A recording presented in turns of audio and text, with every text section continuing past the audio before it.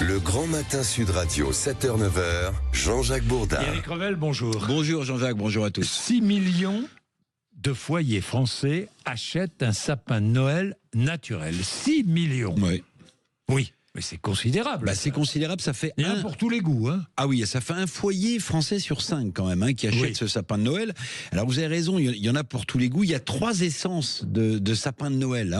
Alors tous ces sapins de Noël en fait sont cultivés dans des pépinières dédiées aux sapins de Noël. On les coupe et on les élève uniquement pour faire des sapins de Noël. Ne croyez pas qu'on détruit des forêts. Voilà. Non. Donc il y a 3 essences. Il y a le fameux Nordman, vous savez, qui coûte assez cher, mais qui perd pas ses épines. Il y a l'épicéa. Moi c'est un peu ma préférence, c'est celui qui sent bon la résine. Ah, il sent bon. Mais il perd ses épines celui-là.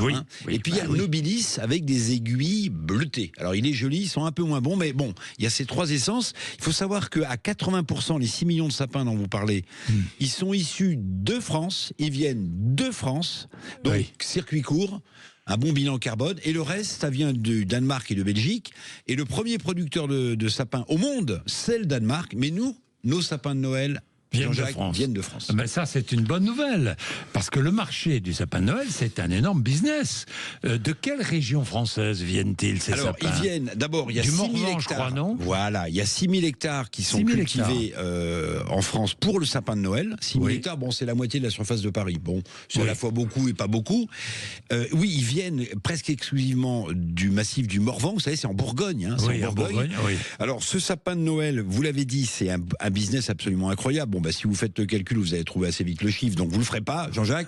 S'il y a 6 millions de sapins, ça représente quand même un business de 200 millions d'euros de chiffre d'affaires par an. Puis petite anecdote, est-ce que vous savez d'où vient le sapin de Noël de l'Élysée depuis 20 ans ? Non.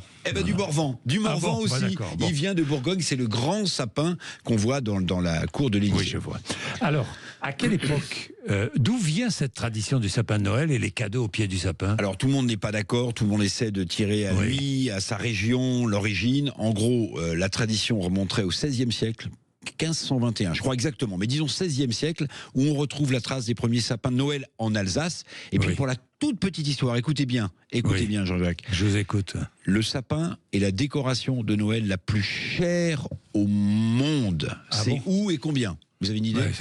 Alors le sapin de Noël faisait 13 mètres de hauteur. Écoutez bien, je vous mets sur la piste. Ça se passait à Abu Dhabi, dans les Émirats Arabes Unis. Je suis pas étonné. En guise de boule, il y a 181 pièces en diamant, des perles, des émeraudes, des saphirs, autres pierres précieuses. Le tout pour une valeur de 11 millions de dollars. C'est le sapin de Noël le plus cher au monde. Bien, il est 7h29. Merci beaucoup. Merci Eric. 7h29.